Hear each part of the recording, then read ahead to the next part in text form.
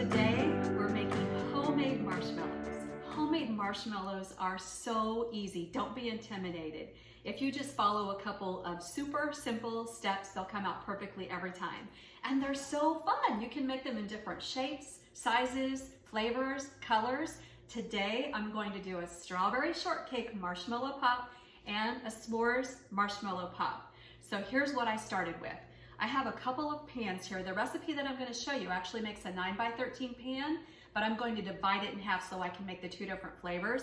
And I'm coating these two pans, getting them ready for my marshmallow fluff that I pour in here and it will set. And for the strawberry shortcake, I've crushed up these shortbread cookies in a baggie, just smashed them.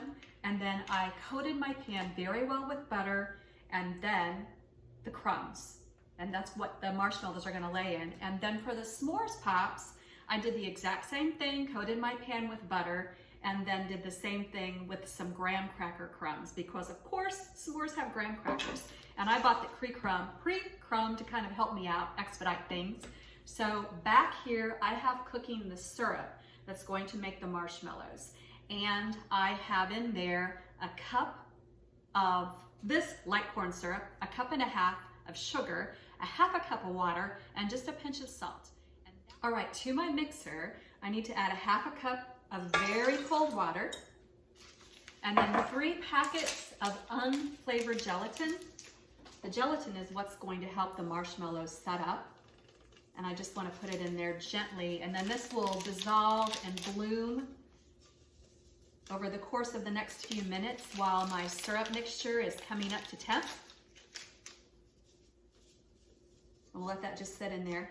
A stand mixer is really your friend for this, because once the syrup comes up to temp, you're going to drizzle it in here slowly as you whisk this. The whisk is really important, but it needs to go for about 10 minutes. So if you use a hand mixer, you are in the game for 10 minutes. So this stand mixer is really your friend. If you don't have one, maybe you've got a friend that would let you borrow one, or better yet, make it with a friend. This is so fun. So let's go over to the mixture that I have on the stove. All right, this mixture is coming to a bubble, but I'm going to take the temperature. We're almost there. We're like at 220, 221. Coming very close. Just a couple more minutes and it's going to be ready for me to pour into my gelatin mixture to make the marshmallows. This gets really exciting. All right, this mixture has come up to temp. So now I need to start my mixer on really slow. And the gelatin is bloomed nicely. And then I'm going to slowly pour this in mixing bowl. Not right in the middle, just slowly drizzle it down. This stuff is like hot lava. So be super cautious. This is not a part where you want to involve kids. Almost any other step of this they're gonna love, but this one, no, not so much.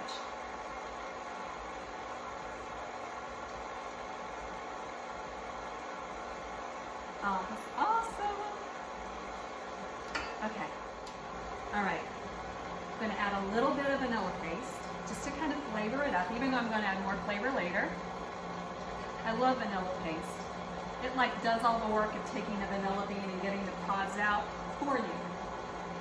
You can use regular vanilla too if you want to. So, simple step number 2, this has to whip on high for about 10 minutes. It'll get nice and light and fluffy. Here we go. See you in 10. Okay, look what happened. Oh, they're so nice. All right, here's what I want to do. I want to remove half of this for my s'mores batter. Here's my pan full of marshmallow fluff. So awesome. All right, that'll be for my s'mores. And I'm gonna put this back here and all this ooey gooey things. All right, for my strawberry shortcake, I wanna add just a couple of drops of red gel food coloring because it's gonna give it a nice pink color. And I'm gonna let that start to blend for just a minute to mix in the color. And I'm also gonna add some freeze-dried strawberries. Oops, wrong one. It's gonna get a really pretty pink color. Yes, it is. And then freeze-dried strawberries. You can find these about anywhere. This is just about 1/4 of a cup. Mix those in too. That'll get beautifully pink and strawberry-like. That's nice. All right, I'm just gonna turn that off. And very quickly, I'm gonna work with the s'mores. So I'm gonna add about 1/4 cup of mini chocolate chips into the s'mores. And this marshmallow fluff is still a little bit warm, so those will melt slightly. And then I have my pans here. This is my pan that I coated in graham crumbs for the s'mores. And I'm going to go ahead, this is where it just gets really sticky, all right? There, let it sit for a minute, it'll kind of ooze out. And then, for my strawberry shortcake, I'm doing this. I'm having fun. All right. But we'll get all this into the pans, and then I'm gonna come back and I'm gonna top them before I put them to rest.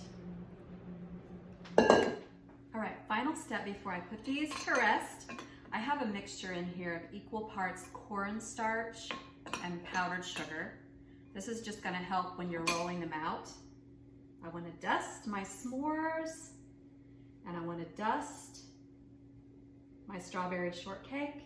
It'll help them from not sticking because we're going to invert them after they're set and cut them into the shapes that I want. And then, of course, for my s'mores, I need more graham cracker crumbs. And I'm gonna go really heavy on this. Any extra will come off, it's fine, once you invert them.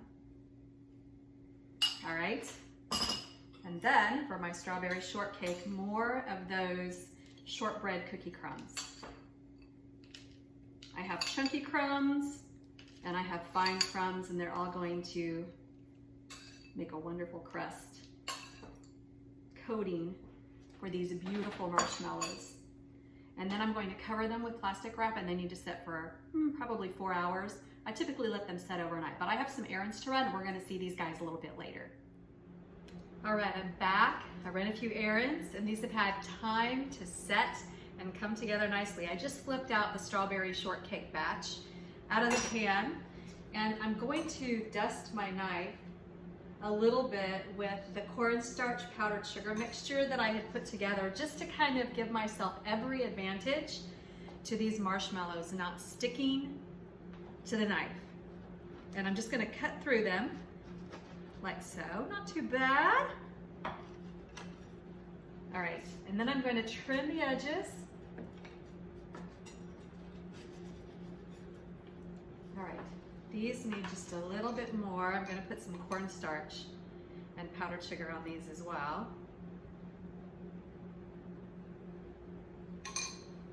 Everything nice together here. I'm going to cut off a piece about this size. This is cool because it has a bunch of crumbly shortcake cookie bits on it, and put it on my popsicle stick or my sucker stick. And then I'm just going to put them in a jar like this for safekeeping. Let's cut another one. Oh, so fun. And you can see the little bits of strawberry inside there. That is so cute. Actually really good too. And taste a bite. Perfectly fluffy marshmallow texture. Unlike the kind you buy at the store. These are softer, so beautiful. And I get the little strawberry flecks in there too. Those are wonderful. I'm gonna continue cutting these up, and then I'm gonna move on to the S'mores brand. Okay, now to the one that's s'mores. Flip it over, came out like a dream. I'll do the same thing. I'm gonna cut in half, trim the edges, and then make many little pops. And all the while I'm kind of rolling it into crumb that's on my board. That'll keep them nice and separated. Oh, so good. You can see the little bits of chocolate chip in here. So cute. Put them in my jar too. These are adorable. What fun. I'm actually going to a party tomorrow and I'm going to take these with me. Love it. All right, give them a try. You're going to have so much fun making these with your friends, with your kids, with your grandkids, and you're going to have a really good time eating them. So next time you've got a special occasion, or just because, you can do so many things with these. The recipes are on taylorkitchen.net. Check it out. They're so easy. Hey friends, thank you so much for watching Taylor Kitchen. For recipes and the stories behind some of them, go to taylorkitchen.weebly.com. Thanks again.